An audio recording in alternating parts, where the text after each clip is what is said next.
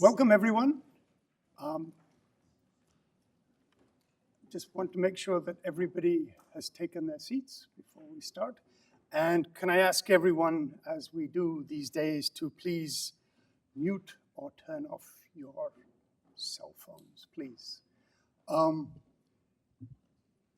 My name is Zia Mian. I am one of the two co-directors of the Princeton Program on Science and Global Security. And I'm very pleased to welcome all of you today to the Bruce Blair Memorial Lecture for 2024 and the launch of the exhibition Close Encounters Facing the Bomb in a Nuclear Age. And the lecture and the exhibition are the first of a series of events this year, marking the 50 years of our program, part of the School of Public and International Affairs. And to get us started, I'm very pleased and privileged to invite Professor Amani Jamal, the Dean of the Princeton School of Public and International Affairs, to say a few words of welcome. So please join me in welcoming Dean Amani Jamal.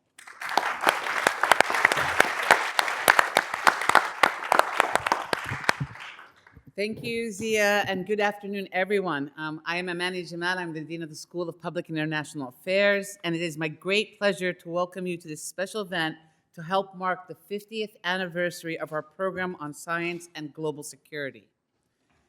This program was founded by physicists at Princeton in 1974 as a path-breaking public interest science and policy initiative.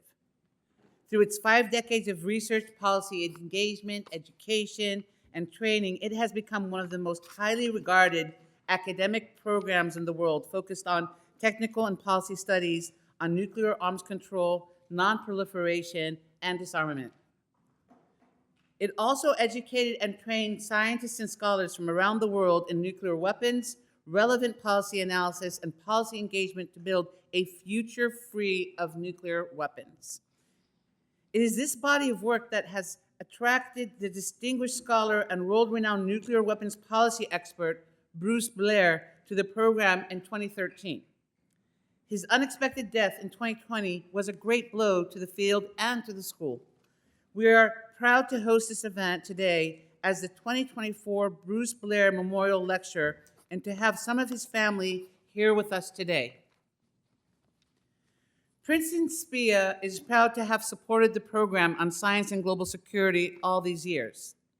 This has included supporting collaboration with the Bernstein Gallery and art exhibitions and on the SGS XR Deck and Robotics Lab, which is pioneering the use of virtual reality and robotics for research and teaching relevant to nuclear disarmament policy. It is this combination of rigor, broad scope, and creativity that marks the work of the program and that has led to the new Bernstein Gallery exhibition, Close Encounters Facing the Bomb in a New Nuclear Age, which will be on display for the next few weeks. And if you haven't seen it, by all means, please do go down and take a look. It's absolutely fascinating. Thanks to my colleagues, Alex Glazer and Zia Mian, the co-directors of the program, for their scholarship and leadership. Thanks as well to Lina Cavalunas, the curator of the Bernstein Gallery, for her work with the exhibition. And I want to express my gratitude to our panelist authors, Annie Jacobsen of the great class of 1989. Woo! And Eric Schlosser of the great class of 1981. Both of whom are Pulitzer Prize finalists, and filmmaker Smriti, Keshari. Thank you for sharing your insights with us today. I know that your discussion in the gallery exhibition will spur important conversations on how, together as scholars and as society, we can face the bomb in this nuclear age. And now I turn this back over to Zia Mian. Please enjoy today's presentation and reception. Thank you so much.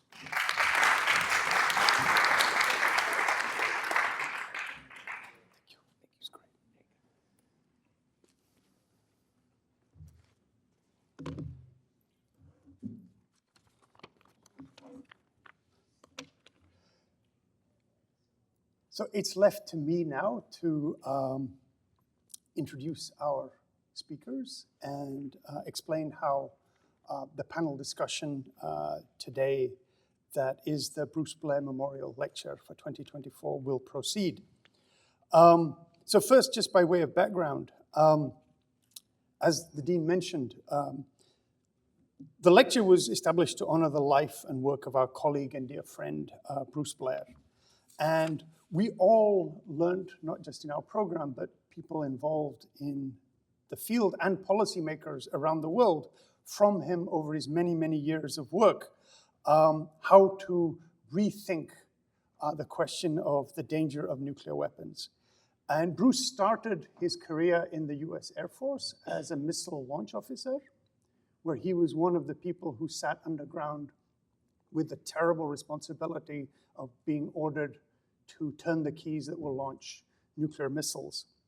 And he eventually decided to leave the Air Force and got a PhD from Yale, where he wrote a path-breaking dissertation explaining the problems and contradictions of the system of nuclear command and control in the United States. And it's called Headless Horseman of the Apocalypse, that we didn't really understand the construct that we had built to manage. We did the best we could, but we didn't really understand it, and we didn't really understand how it would work when it had to. Bruce helped us understand, more than anyone perhaps, how the much greater than expected risks from nuclear weapons were not an accident, but an inevitable outcome of actually existing nuclear postures and policies and plans and systems of nuclear command and control. The danger was the system, not an accident in an otherwise okay system. So the Bruce Blair Memorial Lecture series, and this is the second of that series, aims to advance understanding of the risks of nuclear weapons and to foster policies and reforms to reduce the risks of nuclear weapons and lay the path to the elimination of nuclear weapons. And the lecture and the events around the lectures every year are made possible by generous support from Sally Blair and the Blair family, Robert and Ellie Myers, and John and Jessica Fullerton, and we're very grateful for their generous and continuing support for the lecture series. So today's lecture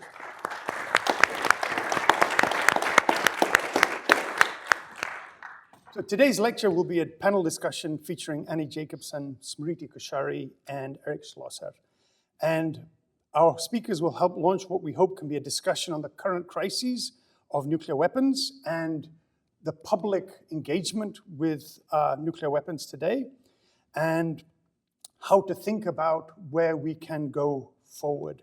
And going forward was a central part of how Bruce approached this question. It wasn't enough to understand the risks. He had to think about ways of getting people to move and change policies and to try and make a path to a safer world.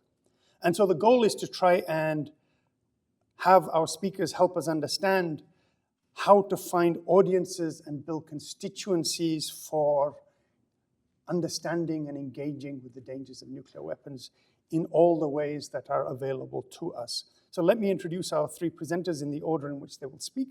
So Eric Schlosser is the author of Command and Control, Nuclear Weapons, the Damascus Accident, and the Illusion of Safety, which, as the Dean mentioned, was a finalist for the Pulitzer Prize for History.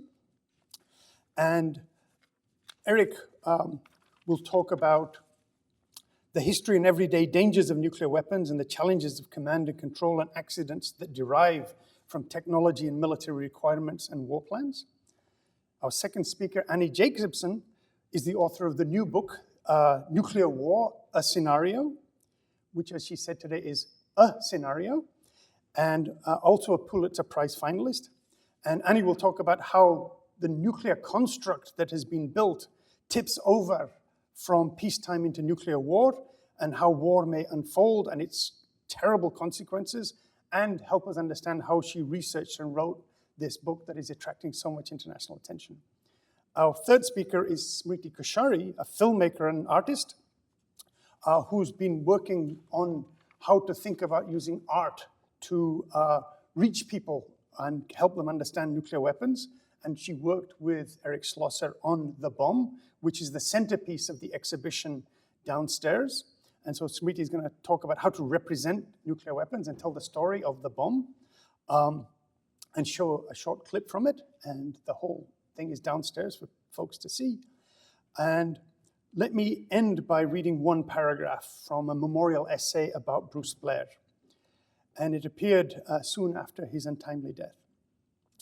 And it says that with the death of Bruce Blair, the nuclear disarmament movement lost one of its most learned, creative, and persistent leaders. The challenges of nuclear disarmament and, in the interim, reducing the danger of nuclear war remain.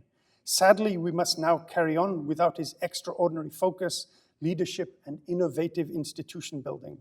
Those of us who've had the privilege of working with him, and that includes all of us in our program at Princeton, will continue to be inspired by his quiet, dogged, and comprehensive commitment to the mission. And so today's lecture is dedicated to the memory of Bruce Blair. So with that, let me ask Eric Schlosser to make his remarks. Eric, please.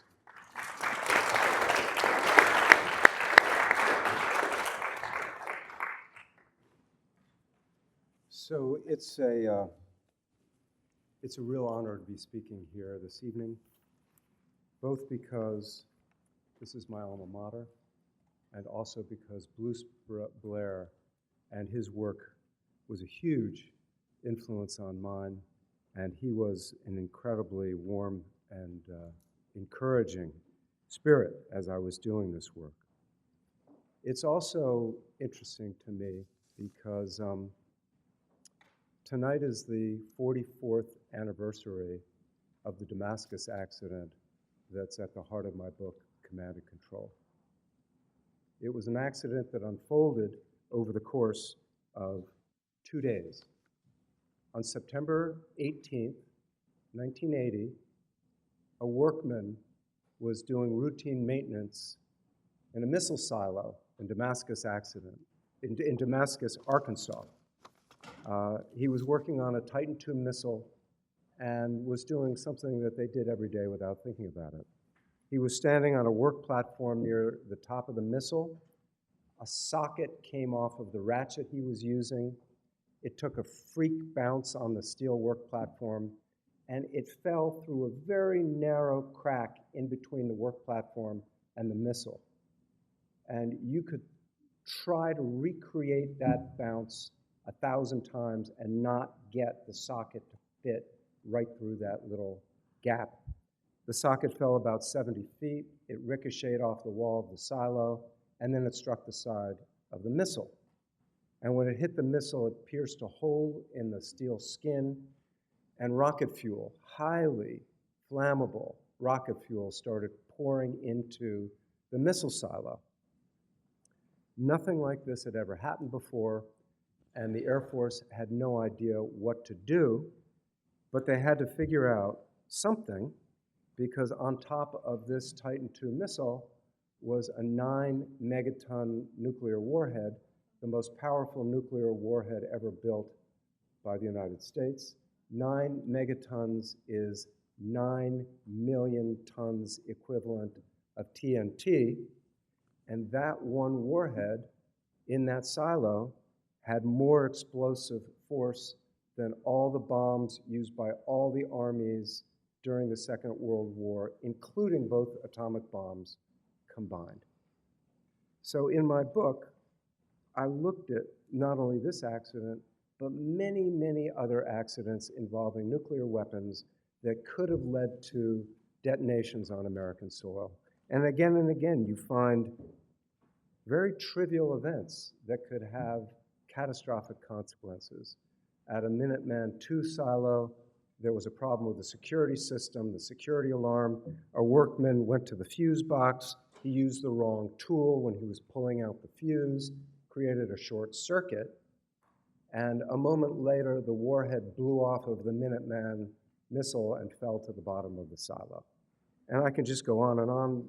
Oddly enough, this week was a very bad week for the Air Force, because in 1980, we had 2 of our most serious nuclear weapons accidents within a few days of each other. Just a few days before the Damascus accident, at Minot Air Force Base in North Dakota, a fire broke out in an engine in a B-52 bomber, and there were 12 nuclear weapons on board. And what saved catastrophe that night was the extraordinary heroism of the firemen who climbed into the plane as it was burning and were able to shut off the fuel, and the fact that the wind, there was gale force wind blowing the flames away from the bomb bay. And the nuclear weapons that were in that bomb bay, 12 of them would never be allowed in the American arsenal today because their safety mechanisms were devised in the early 1960s. And that fire could have caused a plutonium spreading, but it also could have caused a full-scale detonation. So when you look back at all these accidents again and again, you see there is incredible technological skill of our weapons designers. You see great administrative skill of the people who created the management systems of our nuclear weapons, and great heroism, and a good degree of luck. And luck is something that you don't want to rely on when you're talking about potential catastrophes. And one of the things that my book is about is that these weapons are considered symbols of national power, but they're actually machines. And they're connected to other machines. And they form parts of complex technological systems.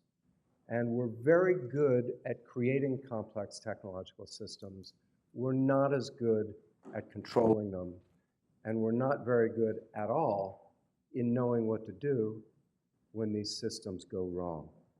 Now, there are a number of scholars who greatly influenced me. One of them is Charles Perrow, a sociologist at Stanford, who wrote a book called Normal Accidents. And it's very much in keeping with what Zia said. And it's about how you can look at these as discrete accidents, or you can look at them as the results of a system, of a problem inherent in a system. And Charles Perrow warned us about technological systems that are complex and tightly coupled. And tightly coupled is the opposite of an assembly line. An assembly line is a linear technological system. If a machine on the assembly line goes wrong, you stop the assembly line, you fix the machine, and you restart it. But when a system is tightly coupled, you may not be able to stop the processes that are in motion. In the Damascus accident, once the fuel was leaking, they couldn't get back into the silo to patch the missile, and they didn't even know what was going on in the silo because they didn't have television cameras, they didn't have accurate monitoring systems. So these things go out of control very quickly. And the effort to add safety mechanisms in a complex system can actually make it more dangerous. Chernobyl is a very interesting example because the meltdown at Chernobyl occurred during a safety drill when they were testing a new safety system. This was, in Perrow's word, trivial events in non-trivial systems. Now, Scott Sagan, also at Stanford, took this normal accident theory and applied it to nuclear weapons. And Bruce Blair and his work really persuaded me that command and control is in many ways the most vulnerable part of these systems. In a command and control system of a dangerous technology like a nuclear weapon, you want a highly centralized system so that the people at the top control it completely. You don't want individuals able to do what they want with nuclear weapons. You want only the President of the United States to be able to give the order to use them. But then when there's an accident, you need to have the local operators in charge of handling the accident. And again, we see examples of how this goes wrong. Now, I wish this was all of historical interest and academic interest, but right now we are modernizing every aspect of our nuclear complex. And we are perhaps introducing all kinds of new possibilities for catastrophe. The thing that I've been focusing on, and I may write about, is the modernization of our nuclear command and control system. We are digitizing it. We are creating a brand new network. And one of the things that most concerns me about the Pentagon's plans for joint all-domain command and control is they are creating one network, one computer network that will control nuclear weapons and that will also have conventional weapons. So the same network that's going to give an order to a tank commander to advance is going to give an order to a launch officer to launch a missile. And the question that I think of is, I mean, what could possibly go wrong? Especially with the Sentinel, which is the new land-based ballistic missile that's going to replace the Minuteman missiles. Right now, our Minuteman missiles are controlled by 5,000 miles of cable, copper cable. Almost all of those 5,000 miles go across private property, and they're buried 3 to 8 feet deep. We're going to replace it with fiber optics. The potential for cyber war, for hacking, is enormous. In 2010, 50 Minutemen missiles suddenly went offline. And what that means is the launch officers in the launch control centers lost all communications with their missiles, and nobody knew what had gone wrong. Miraculously, a half hour later, they came back online. A circuit board had been improperly installed and due to vibration had come out. But there was genuine concern in the Air Force that we had been hacked. And even though there are closed circuit cameras in those missile silos today, they sent security officers to every one of those 50 missile silos to make sure the missiles were still there and undamaged. The CrowdStrike event in July, I don't know how familiar all of you are with what happened, but there is an anti-malware, antiviral software called CrowdStrike, again, a safety mechanism that's installed in 60% of the Fortune 500 companies' computer networks. And someone was updating, basically updating it and uploading a patch, and suddenly worldwide computer screens went blank. They went blue. It's called the blue screen of death in the computer world. And what happened? Because one person uploaded this mistaken code, 5,000 flights throughout the world had to be canceled. Railways in Malaysia stopped. Television stations in the United States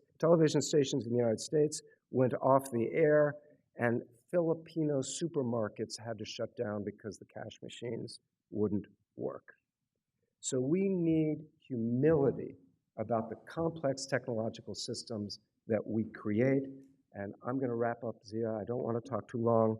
But the other reason that I'm so glad to be talking about this at Princeton is this is where it all began. And this is the 75th anniversary this year of the letter that Albert Einstein wrote to President Roosevelt, warning him that an extremely powerful atomic bomb could be built. And Einstein was not involved in the Manhattan Project directly, but that letter played a major role in getting the machinery of government going to create, eventually, the Manhattan Project. And Einstein also became one of the earliest, most vocal, and most eloquent opponents of nuclear weapons. And not long after, in Princeton, formed one of the first anti-nuclear groups. And so I want to come to an end of my talk by quoting maybe one of the smartest people who's ever been on this campus, far smarter than me. Quote, "The unleashed power of the atom has changed everything except our modes of thinking, and we thus drift towards unparalleled catastrophe. And it's up to us to either change our modes of thinking and our celebration of these machines that are the most dangerous, murderous machines ever invented. And if we don't fully get them under our control, we're going to pay a huge price. So thank you very much. Please.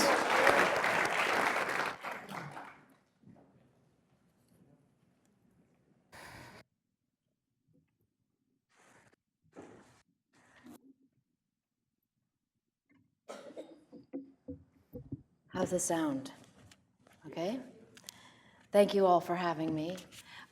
It's really a pleasure to be here, and it's a great honor to be part of the Bruce Blair Memorial Lecture Series, someone who's deeply influenced my book and my reporting. I'm going to talk a little bit about, I'm the author of Nuclear War, A Scenario, and I'm going to talk a little bit about a scenario, and I'm going to talk a little bit about reporting such a book because people sometimes find that interesting. I am the author of previous 6 books about war and weapons and US national security and secrets. And this goes back to 2009. So whenever I'm writing, whether it's on the Air Force or Area 51, DARPA, Operation Paperclip, weapons are always in play. Violent, dark operations, military and intelligence programs. I sit across from men and some women, mostly men, I write about history, telling me that they did what they did to prevent nuclear World War III. And there's almost always a fist on the table. Like this is why we do what we do. This is why we have war. This is why we have proxy wars. And during the previous administration, when Trump was in office, and there was all this rhetoric about my button's bigger than yours, being a sort of scholar and also a journalist, I found this so unpresidential on just rhetoric-wise, but I also got to be thinking, my God, what happens if prevention fails? What happens if deterrence fails? And I found a quote in a monograph by the deputy director of Stratcom, a guy called Lieutenant General Bussier, and he said, deterrence will hold, but if it doesn't hold, it all unravels. And that word can keep you up at night when you think about unraveling. What does that mean? How do you report that book? And also, how does someone like me who writes about the past suddenly create a scenario which is a future situation, but base it in fact because I am a nonfiction author? And so you begin to go to people who know. You begin to read monographs by Bruce Blair and others. You begin to do all this work, and you work and you work and you work, and you wonder, what, you kind of live between doubt and faith. And where are you going to find your trust? And I found the first moment of trust, Annie, you can do this, in a discussion I had with the former commander of Strategic Command, the U.S. Strategic Command. He is the commander in charge of the nuclear arsenal, all the nuclear weapons, all the nuclear forces. In the event of a launch, the president's going to talk directly to him.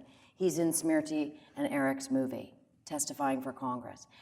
And it was during COVID, and so General Keeler agreed to talk to me because he had a little extra time on his hands. Lucky for me. And we began to converse.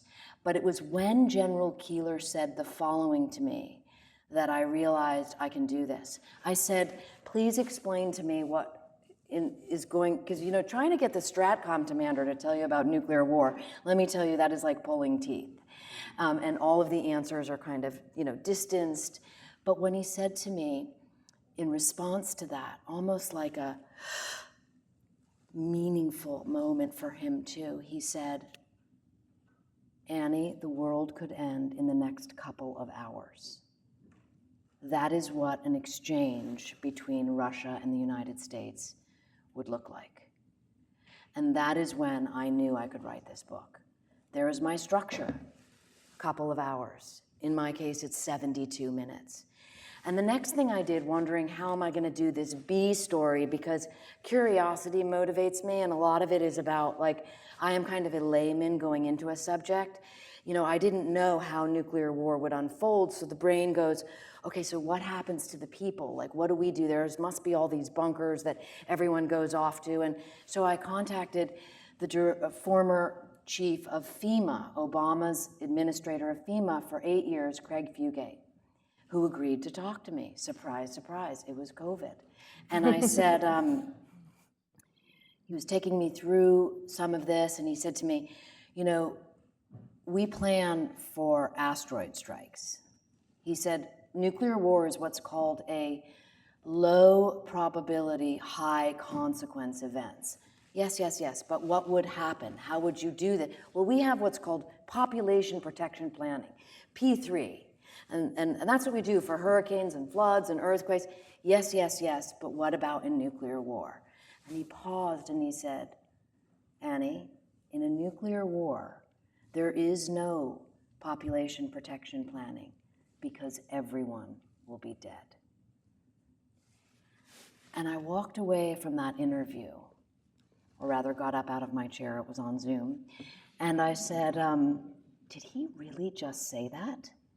Checked the tape, that is exactly what he said. And I called him back and said, is that exactly what you meant to say?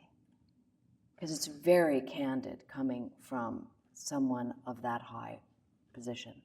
And he said, that is exactly what I meant to say, because that is the truth. And I suddenly realized with those two interviews, something that is perhaps a metaphor for what we are all thinking about and talking about, which is the destigmatization of the nuclear problem. This idea that I believe used to exist, certainly in my brain, that there's kind of a nuclear priesthood. There are people that know more than me, and they have things either under control or they don't want to share that information. And one of the most hopeful things about my reporting and writing this book was I found the exact opposite to be true. And you can see that in the list of interviews that I put right up front.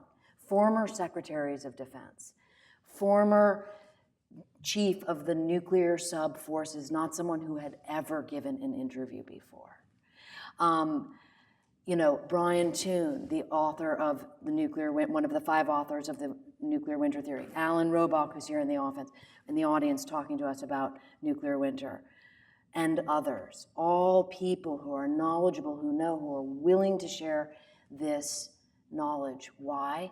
Because we are at a critical moment in time. We are at a critical moment in time. In the words of UN Secretary General Antonio Guterres, we are one misunderstanding, one miscalculation away from nuclear annihilation. And then he said, this is madness. We must reverse course. And that's why I wrote the book, and that's why I took the reader from nuclear launch to nuclear winter. I wanted to demonstrate in appalling detail how horrific nuclear war would be. And what is in that book is not from Annie Jacobsen's imagination. When I describe people turning into combusting carbon, I am sourcing that information, and you can nerd out in the back and go to the notes. I am sourcing that information from Defense Department documents going back to Hiroshima and Nagasaki. When we began, the royal we, began gathering the information about what nuclear weapons do to people, to places, and to things. And this is shocking. And it's all there. And I'm going to end on a tiny hopeful note because it is so grim otherwise. And this is not in the book, so I will share this with you here. Because this came up in a lot of my interviews, and people, by the way, have just been extraordinarily open to reading this book. I am astounded.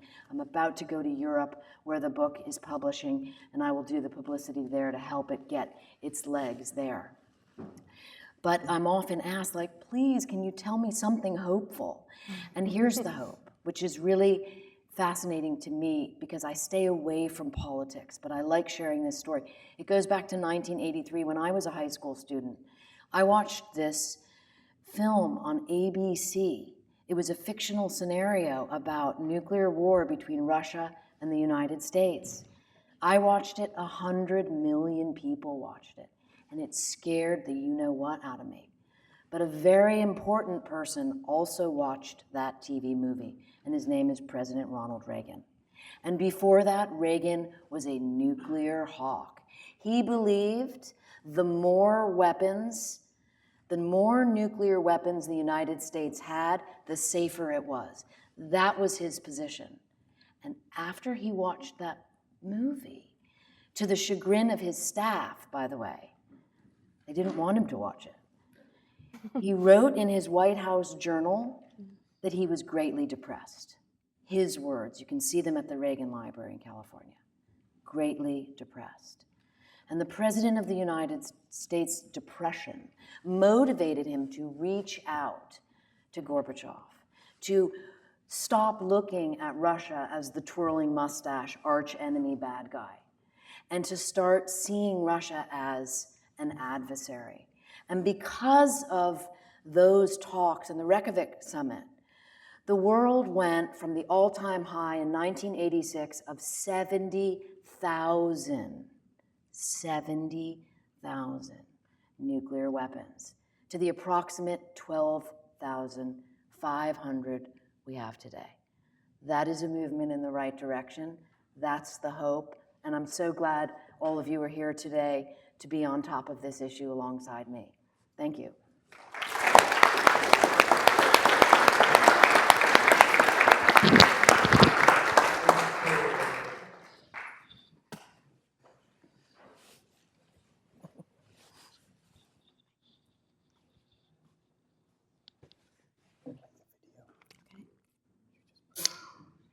Sounds like I'm opening a beer. Sounds like I'm opening a beer. Just press play on that. Great, okay. Mute and play. Hello, can everyone hear me? How's everyone doing? Optimistic, I hope. So I just want to start off by saying, so I didn't know Bruce myself, but the last couple of days, it's been really inspiring being here in campus, around campus, and getting to know other people who worked closely with him and seeing all of the people that he inspired. And there's, I think, one thing that, from everything I've gathered, that he really stood for, and that's cross-pollination. Cross-pollination of ideas, cross-pollination of academia, of culture, and how to continue to persevere. And I'm a daughter of a physicist, funny enough, and I am really visual. My entire life has been trying to make sense of my mom, who's a physicist, and thinking about her ideas and all of the things that she would talk about coming home from the labs, making sense of it visually. And it's truly this sort of standing on the shoulder of giants kind of moment of trying to make sense of things visually, artistically. My journey into nuclear weapons started with a book written by Eric Schlosser, Command and Control. The book left, and I want to start off by saying I knew nothing about the subject matter. I mean, I read the headlines, I read about it, but it didn't have the same, I think, profound effect on me. The book made me feel both really sad and really angry. And I think sad because I couldn't believe this nuclear reality that we live in, you know, in a world with 12,000 nuclear weapons, in a world with weapons that have this illusion of safety, this illusion of control, in a world with weapons and systems that are affecting people, affecting communities, and they have no agency. In a world where the spending continues to increase and there's this continued justification of why we need these. But, and angry because I knew nothing about it. It didn't have the same emotional impact on me that I think it did for a lot of people that were alive during the Cold War or Cuban Missile Crisis. This was now 9 years ago. And early on during the making of the bomb, we would, the team, it was a really great collaborative process, which I'll talk about in a minute. We would go out, you know, after a long day of work editing, and we would go out in London, in Los Angeles, to the bars and just ask people, you know, people ask, what do you do? And just, you know, tell people, or respond to that question with, how many nuclear weapons do you think we have in the world? And people, and it was astonishing the responses that we would get. We'd get everything from 14, 92. I love the people that are very confident and specific. 296, or didn't we get rid of them? And you know, we're in these halls, and I think probably the majority, there's such a small amount of people that actually know about nuclear weapons when you step out. And that was really astonishing, just how little people know. And I think because these weapons are hidden, they're out of sight, and there has been a cultural amnesia. Early on, while we were in the talking about the project, you know, Eric and I, it would be telling stories, and now we learned earlier today that Zia was also there in the marches that were happening in Central Park and the marches that were happening in Hyde Park. People forget the origin of even the peace symbol. You know, it's semigraph sign for N and D, nuclear disarmament. And again and again and again, it's culture that has also been at the forefront. It's been civil society, it's also people, it's the arts, it's writers, it's poets, it's musicians, it's film.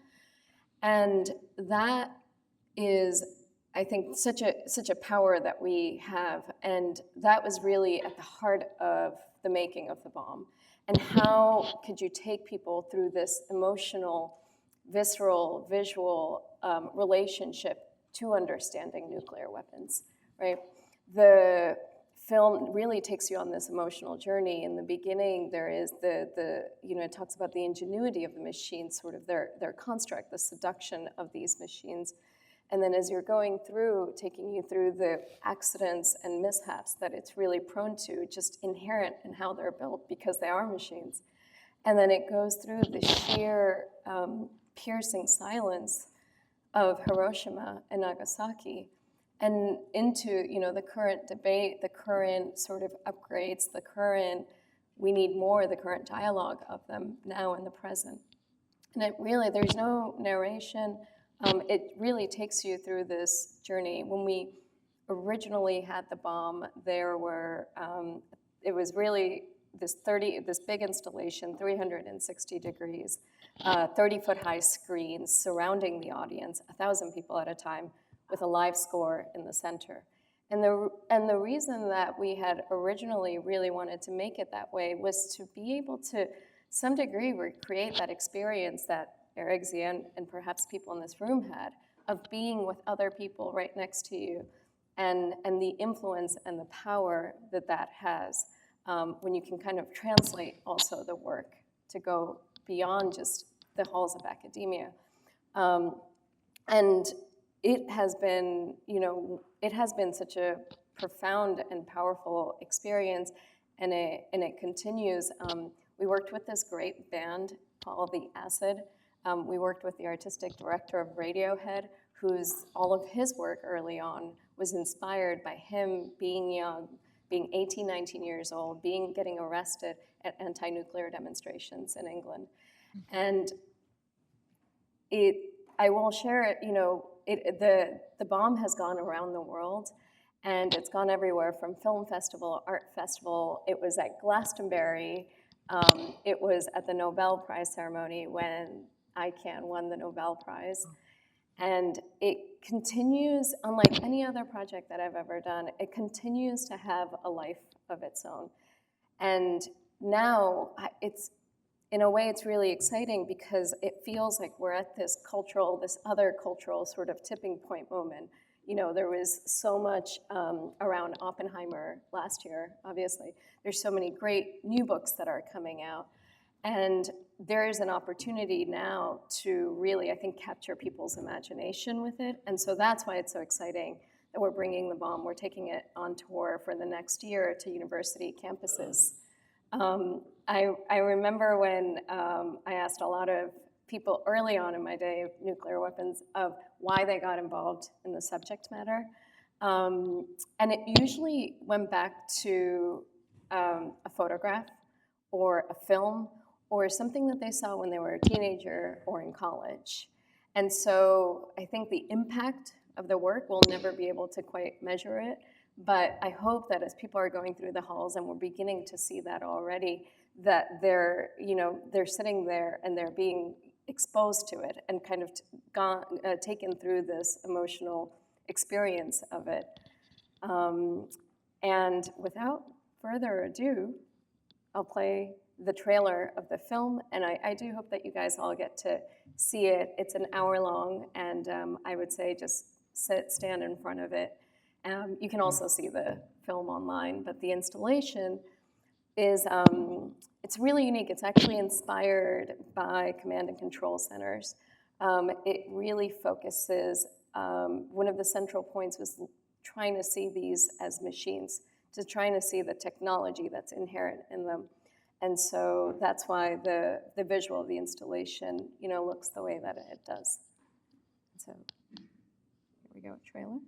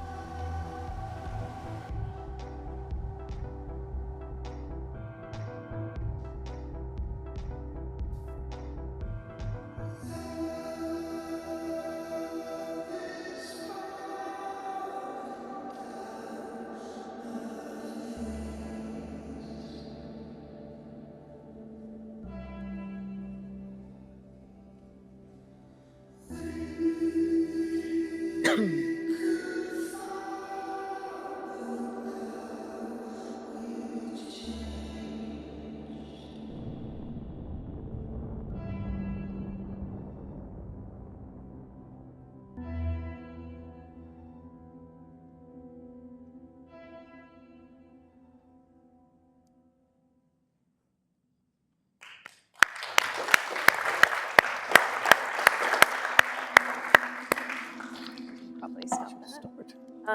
I will say, because Zia will fact check me, when we started this, there was 15,000 nuclear weapons. Years have passed. Mm-hmm. So that it, Yeah. do I turn it off in a certain way, or just leave? Okay. All right.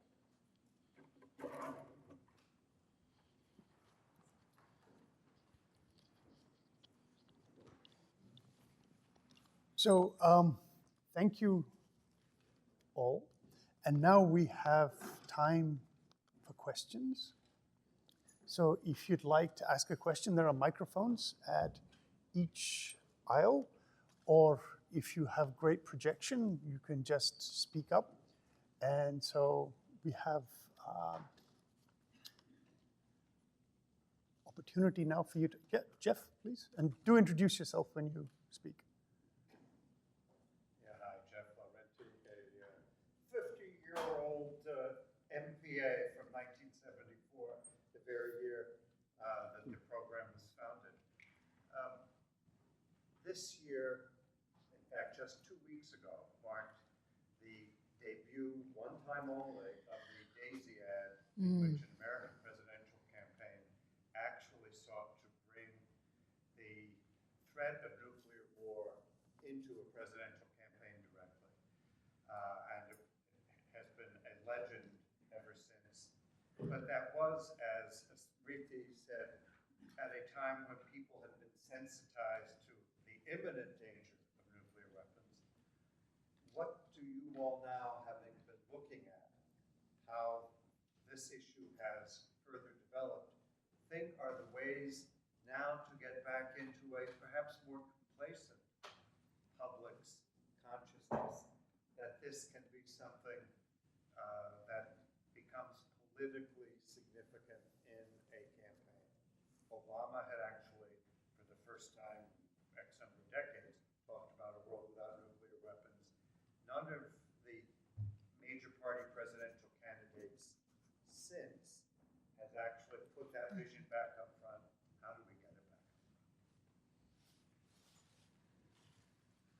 Well, I think I'm not, I wouldn't be relied on to make a political ad, but the idea, it was bad enough 8 years ago, 7 years ago when Donald Trump was president. The notion, you know, the only person by law who can order the use of nuclear weapons is the President of the United States.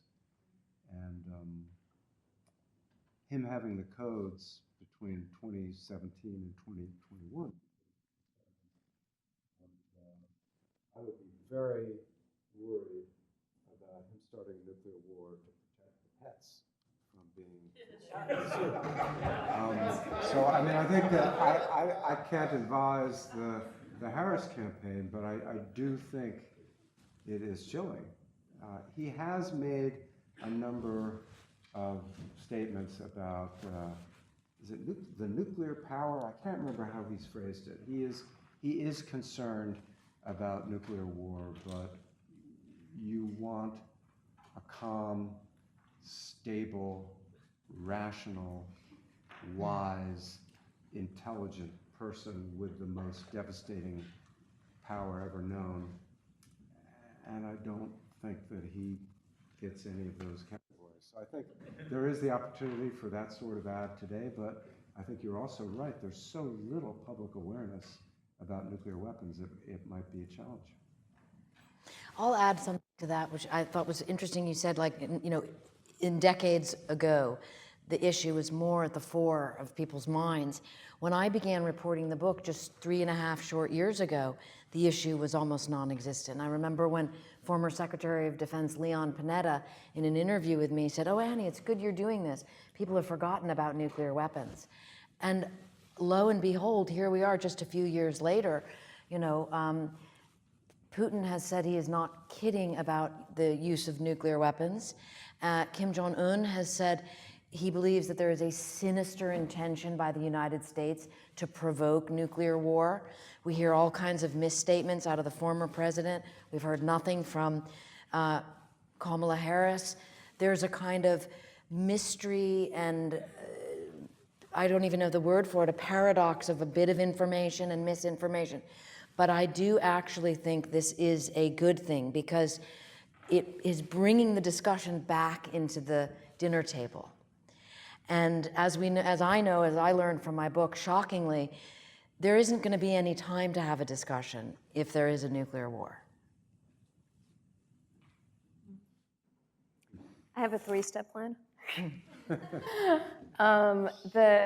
The first is, and I think it's something that's already happening, is that people often, as Annie had mentioned earlier, it's like people think that there's someone else taking care of it and that it's somebody else's responsibility.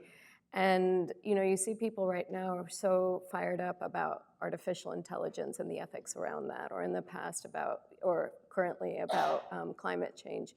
And these issues all intersect with nuclear weapons. And so I think, and Ray, who I think is here, has been doing some incredible work with that through her entire career. But it's being able to have those conversations, to not just see this as this siloed issue. Number 2, I would actually just go ask the question back to everyone else. It's actually, what can you do today? And that's something that we say again and again and again as the bomb tours is, can you tell one other person about it that might not know? If you are an academic, can you teach about it? Even if you're, even if you're a teacher for 7th graders, if you're an artist, what can you make about it? If you're a filmmaker, how can you intersect with this subject matter in your work? And number 3, I think someone needs to get to Taylor Swift. And if we do that, I'm pretty sure. That was a joke. Yeah, thank you.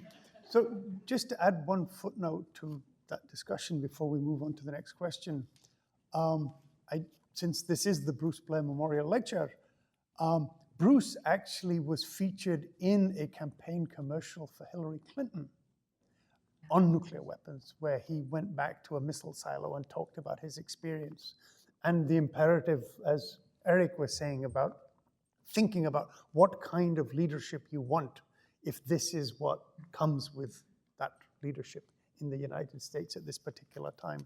So I think that may have been the last election campaign commercial that featured a nuclear weapons question. And it may well be that we will see more, further down the line. But the more important question is implicit, I think, in Jeff's observation, which is, where is the audience in its preparedness to have that discussion? In the 1960s, this comes after the civil rights movement, and Dr. King has warned about nuclear weapons. After the Women's Strike for Peace campaign has mobilized women's groups in 60 cities to protest, end the arms race, not the human race, was the slogan at that time. And you saw people worried about nuclear fallout affecting their children. So civil society, the public, women's groups, and everybody else had laid the basis where election campaigns and politicians thought that this actually mattered to the public out there. So first of all, I think we have to think about not the campaign, but how do we help prepare the public? And this is where the bomb and Annie's book and all of these other things do lay the basis for people to be receptive to that question when I think that it comes. So we have a question over here, please. Hi, my name is Nathan McCory. I'm a second-year master's student here. My question's for Annie Jacobsen. First of all, I really enjoyed your book. I'm kind of curious about, without spoiling the book for those interested in reading it, what was your thought process that led you to choose the specific scenario you chose? I'm also interested in like the big sequence of events in the scenario on the adversary's side.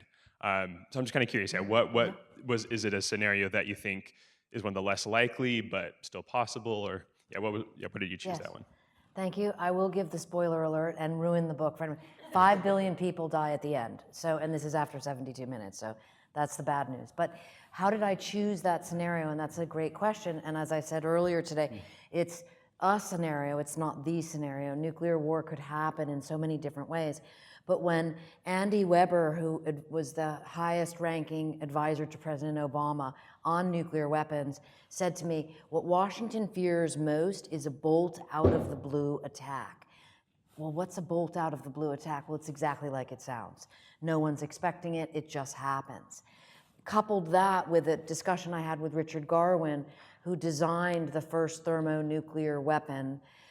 Teller conceived it theoretically. He couldn't make it explode. He called upon the then 24-year-old Richard Garwin, now in his 90s, doing interviews with people like me. I asked Garwin what you're asking me, and others, but it was Garwin who made me the most nervous and therefore gave me the most drive to report the book. When Garwin said, what I worry about most is one mad king with a nuclear arsenal. And he called that, he actually quoted, he said some leaders think like Napoleon, après moi le déluge. And so that's what happens in the scenario.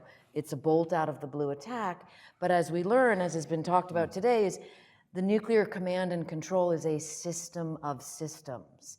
And so once one thing happens, something else happens. And this is all set, this is rehearsed, this is practiced, and then you get into the errors that can happen, that everyone in that nuclear command and control are worried about happening in the event of a nuclear exchange. Thank you so much. Yes. So just to add one footnote to Annie's answer on that, is that General John Hyten, who was the head of US Strategic Command, actually gave a press conference after the annual nuclear war exercise in the United States. It's called Global Thunder. So if you ever look look for global thunder. And this is when they practice the nuclear war plans. And General Hyten gave this press conference afterwards, and he said, you know how it ends? It ends the same way every time. It ends bad. And bad is all-out global thermonuclear war. And he explained, we don't know how to get off the ladder of escalation once it starts.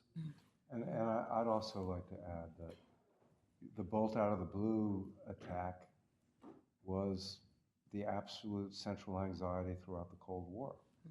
And when President Kennedy took office, his defense secretary, McNamara, looked at these top secret studies because they had all these dreams of creating a limited nuclear war where you could signal by sending a few weapons, and the realization was that a very small number of Soviet missiles, as low as 35 aimed at 10 or 12 targets, could wipe out not only the civilian but also the military leadership of the United States. And one of the really perverse dynamics in nuclear war thinking is that whoever strikes first may have some sort of advantage.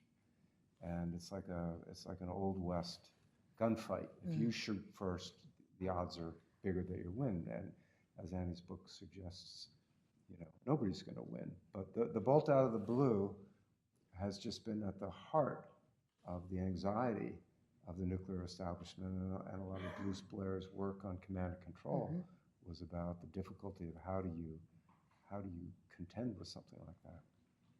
We have a question there, and then Alan, so please. Yes, can you hear me? Yeah, I'm Mike Campbell. I'm an Air Force veteran, and kind of following up on that last point, I believe there have been initiatives to possibly somehow make or improve, I should say, command and control.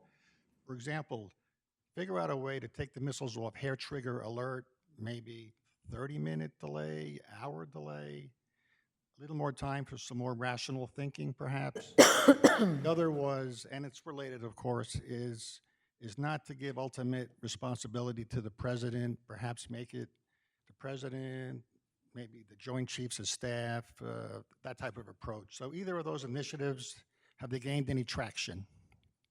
The problem with both of those ideas, which is to take the missiles off of alert so that they can't be used immediately, and the other is to have a two-man rule, a two-person rule apply to the president as well, so that it's not just one person deciding the fate of the earth, but there needs to be a second. The problem with those ideas is they have too much common sense. And it's a system that's lacking common sense. I mean, I mentioned our multi-billion-dollar over-budget program to replace our ground-based missiles with the new Sentinel missile. Well, we've chosen to do that in the same silos that were built during the Kennedy administration. So the locations of our new missiles are going to be silos that were selected and originally built between maybe 1960 and 1964, and the locations are only useful for attacking Russia. Because if you want to attack anybody else from those locations, the missiles could hit other countries, but they have to overfly Russia. Nevertheless, we're pushing forward with that. There are all kinds of really common sense steps that could be taken, like you've just described, that would greatly reduce the risk of accidental nuclear war. And the reason that these land-based missiles are so dangerous is that you need to use them or lose them. So if you think that they are under attack, you need to launch them immediately so that they're not destroyed. But we've had a number of very serious false alarms at NORAD where the United States thought it was under attack, and Zbigniew Brzezinski, who was the national security advisor to President Carter, got a call in the middle of the night saying that there are 100 Soviet missiles coming to the United States. And then he said, well, check that out and call me back. And he lay in bed. His wife was asleep at 2 in the morning, and he thought, should I wake her up or should I let her die in her sleep? He got a call back, and the call was it was actually 1,000 Soviet missiles. And he got ready to call President Carter because Carter would have to order the launch of our ground-based missiles or they'd all be destroyed. And the phone rang again, and it was like, actually, it was a mistake. And it's never been entirely determined what was the cause of the mistake, but it was most likely a faulty computer chip. So we have ballistic missile submarines, and each one of those submarines can destroy 100 cities. And they are most likely safe from immediate annihilation. So there's absolutely no logical reason to have 400 missiles really only aimed at Russia that need to be fired within 10 to 15 minutes. So there's all kinds of sensible things that could be done, not to eliminate the risk of nuclear war, but to bring the probability even lower. Alan, please. Hi, I'm Alan Roebuck from Rutgers University. I work on nuclear winter, and I give lots of talks, and there's still lots of nuclear weapons. And I think the way to touch people is not a professor giving a lecture, but touch their emotions, like the movie The Day After did. So, Smriti, are you a filmmaker? Do you make feature films? Can you make a film with this beautiful scientist in St. Petersburg who falls in love with this handsome scientist in Oak Ridge? Meanwhile, along the Kashmiri border, this skirmish is starting, and they save the world, and you involve people so people can connect with them. And Annie, is your book being made into a movie too? So I'm sure that will affect people too, because this military-industrial complex, all the money they can make with modernization, it's really hard to stop that in Congress because their lobbyists pay them so much. But maybe the president could reduce the weapons or just call off, maybe President Harris can just take the missiles off hair trigger alert. As you just explained, we don't need them. But to get people involved, you need to touch their emotions. So are you working on movies like that? I went to Rutgers as well. You know, one of the movies which I'm sure everyone in this room has seen that has had maybe one of the biggest impact is Dr. Strangelove. And he didn't, and Stanley Kubrick initially didn't intend for it to be a satire. But it was when he kept reading, you know, through all of the documents in his 2 years of research, as he always does, that he decided on purpose to, you know, have Peter Sellers as all three characters. And it's just it's so smart how that film was done. It's one of the films that kind of turned me on into filmmaking.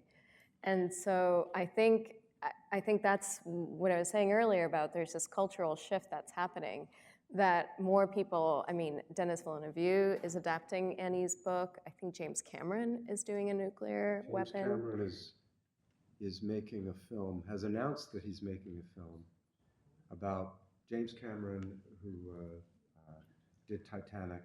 He has great experience in handling disasters, but he is making a film about one of the unluckiest people who's ever been born. And it was a man who survived Hiroshima, got on a train to go be with, I think, family or friends in Nagasaki.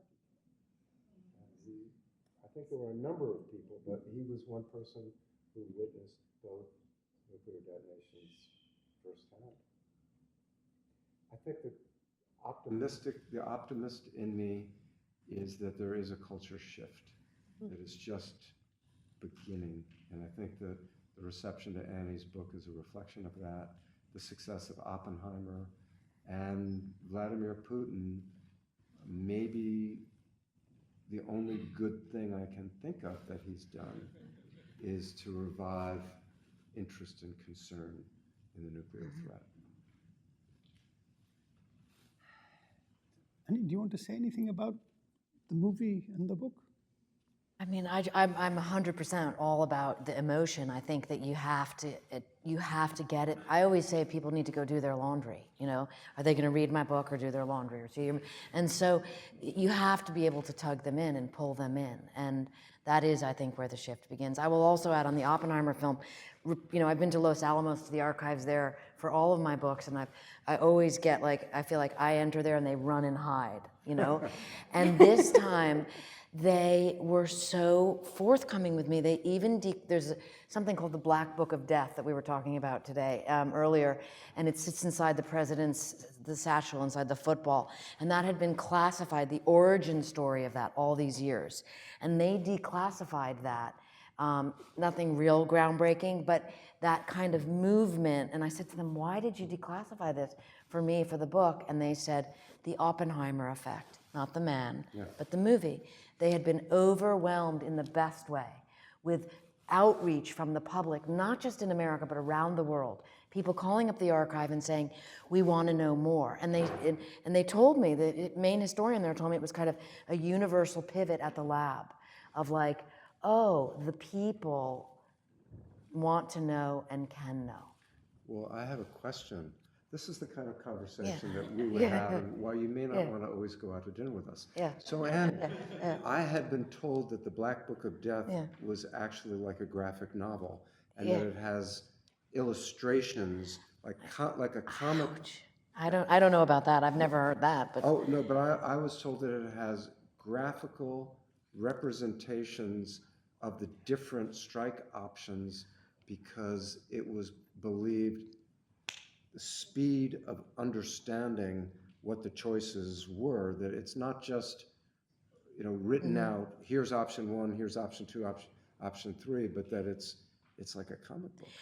I think you're giving way too much creative credit to those involved. I think if anything, they would maybe do icons. Right? Oh, no, but I just we are not talking aesthetics here. No, this I'm is talking not. about, but I mean, for the president, that it's a series of images. I don't know if it's mushroom clouds or pictures of missiles or anyway. Okay, I will add one shocking story because you know, after the book published, it's unusual for, let's say, a general or an admiral to reach out to me, and if they do, it's usually not great.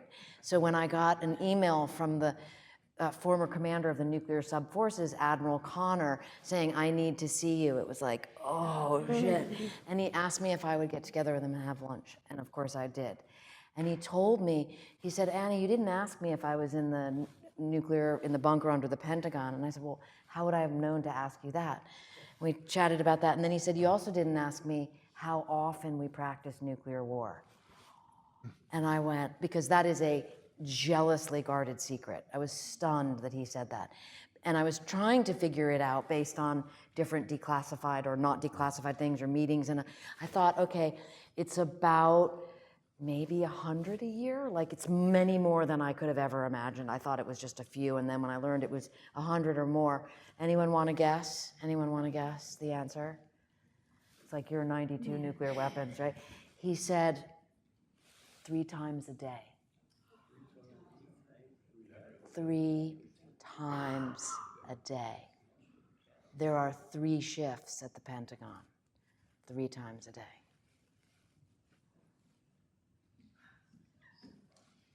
So All right. while you catch your breath, so we have a question from Carl Robichaud. Carl, please. Hi, Carl Robichaud. I'm at Longview Philanthropy, and as part of my work, I talk to people about nuclear weapons. And one of the challenges I have is that almost everybody sees these weapons as evil, as regrettable, but they see them as a necessary evil. There's something that exists in the world and needs to exist because there's no alternative. And so I was wondering if you could talk a little bit about what are some of the alternatives to the status quo that we find ourselves in. And as a second part to that, we have some incredibly talented people in this room who are considering what to do with their careers, what to do with the next chapter in their career. If they wanted to make a difference on this issue, what are some of the ways that talented, engaged people can actually contribute to reducing the risk that we all live under? And thank you again for all that you're doing. Well, hi, Carl. Carl is one of the great nuclear weapons experts and also helped us with the bomb early on. And, you know, I think that we need to be more broad-minded in our awareness of the world. There are no nuclear weapons. There are 9 nuclear weapons states, and there are maybe 191 that don't have nuclear weapons. And there are continents that don't have nuclear weapons. And it didn't remove ethnic rivalries. It hasn't removed bloodshed. It hasn't eliminated war, but it has reduced the consequences of those wars. So we could maybe look towards South America and look towards other places that have found ways to coexist without threatening mass annihilation. What's so interesting about nuclear weapons to me is that the reality of them is disguised by the rhetoric surrounding them. So even the use of the word deterrence, you can use the word deterrence or you can use the word hostage taking, because essentially we are threatening to annihilate the civilian populations of other countries. And the whole justification of these Sentinel missiles now is that they're saying that if we put 400 missiles in America's heartland, we will be creating a, quote, warhead sink, unquote, for Russian warheads. So if they want to destroy all of our missiles, then they'll have to attack the American heartland, and then we'll destroy them. We might as well, I mean, a very effective form of deterrence might be to take the children of the leaders of each country and send them to the other country and threaten to kill those children if there was any war or conflict, which is very similar to what Rome did, was to take the hostages of the, you know, the children and the leaders of other tribes and threaten to kill them to preserve the peace. So I think we need to change the language. We need to pierce through so much of the rhetoric that disguises what we're actually planning to do, which is mass murder of billions of people. And I think that anyone who is interested in entering this field, I think it's a field of profound and urgent importance.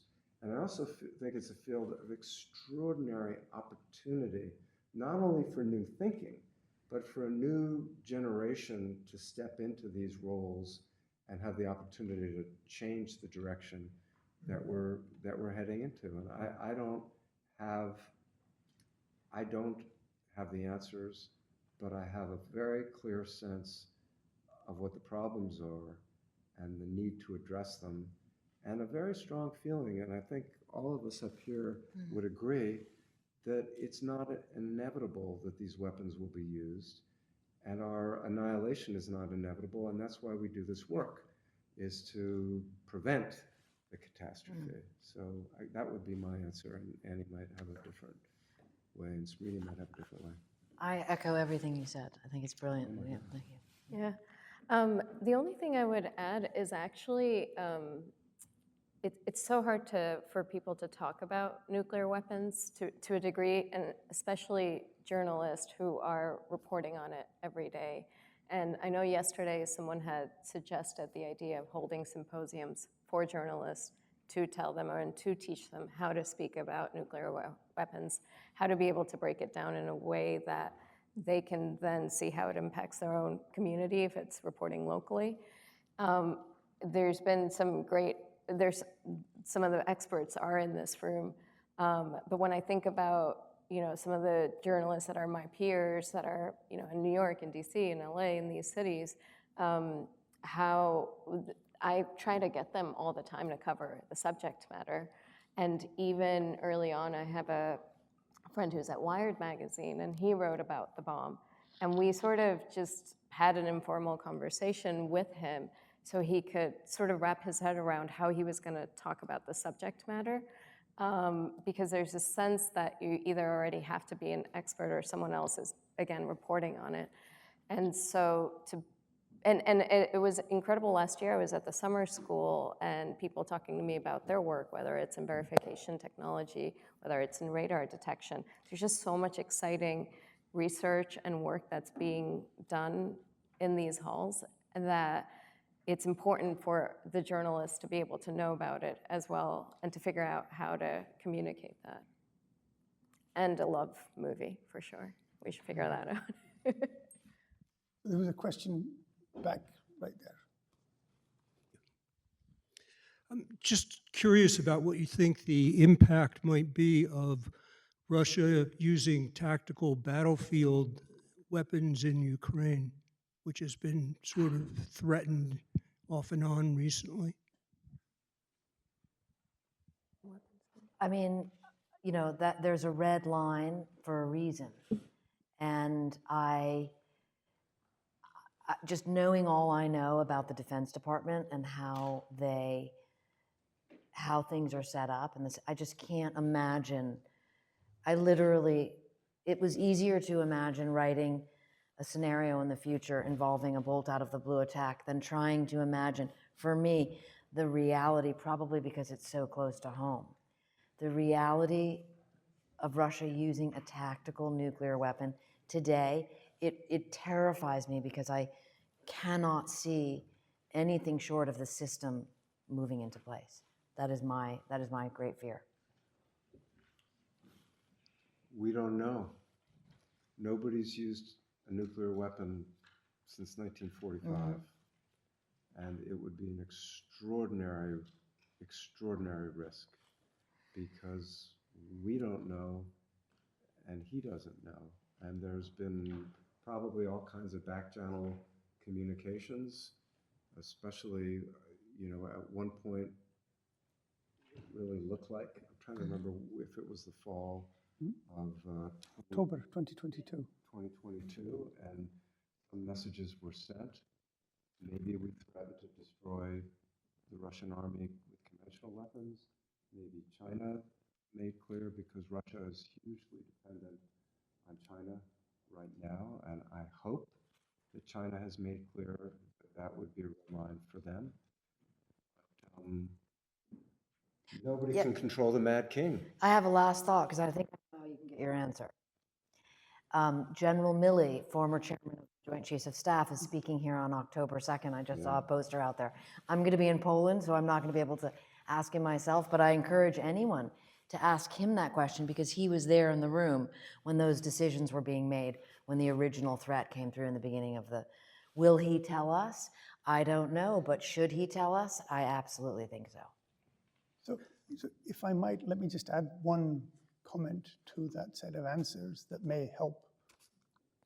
So Fred Kaplan, who's been writing about nuclear weapons for a very, very long time, in his last book called The Bomb, describes a war game that took place during the Obama administration, in which very, very senior administration officials were presented with the question of, what do we do if the Russians use a tactical nuclear weapon? And the first time the war exercise was done, it was at deputies, so not cabinet secretaries, but their deputies.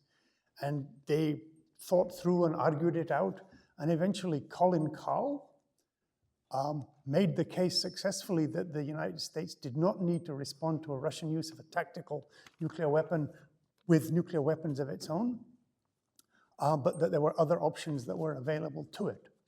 And that was the decision that was made. Kaplan reports that the war exercise, the war game, was repeated with cabinet secretaries from the Obama administration, And they decided, when presented with the same scenario, that the United States did have to respond with a nuclear weapon for political reasons. Not for military reasons, for political reasons. So the question of who's in the room and the logic of what they think matters prevails. And we had the same experience in the Cuban Missile Crisis. But the good news is Colin Kahl was in the room when they were making this, well, during the Ukraine war, when Putin was making his threats. But it's extraordinary. I mean, it's human decisions will make the difference between a conventional war or a nuclear war. And so the story ends that if you think back to the Cuban Missile Crisis, Robert McNamara told President Kennedy that the missiles in Cuba don't change the military situation of the United States at all. You don't have to respond militarily. The president and his advisors decided they had to have a response for political reasons. So when we think about these things in terms of military strategic reasons, we sometimes may be thinking in the wrong register. So with that, please join me in thanking our speakers.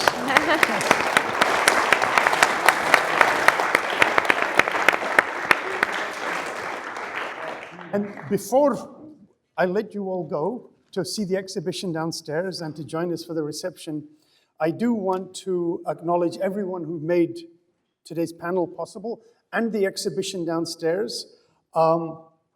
It takes a lot of effort by lots of people to make all of this work.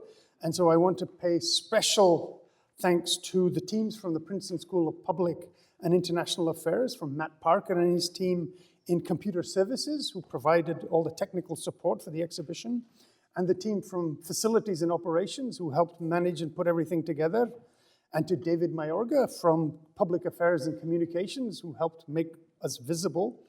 But I want to especially pay a special thanks to Lena Cavalli-Nuanas, from the curator of the Bernstein Gallery, for giving us the space, and the team that came and installed the bomb. They worked tirelessly to build that installation over the weekend, working late into the night, and so we owe them a special thanks, and especially to Sherafon Chang, who is right here. And Doug. And Doug Hope, who's right there, for managing all of this effort. And it's his birthday. It's also his birthday.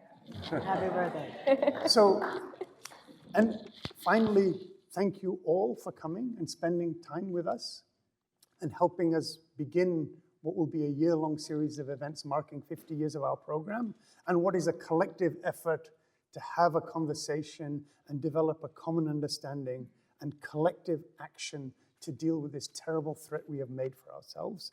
So please, with that, there is a reception downstairs and the exhibition downstairs, and we welcome you all to go down there and join and continue our conversation.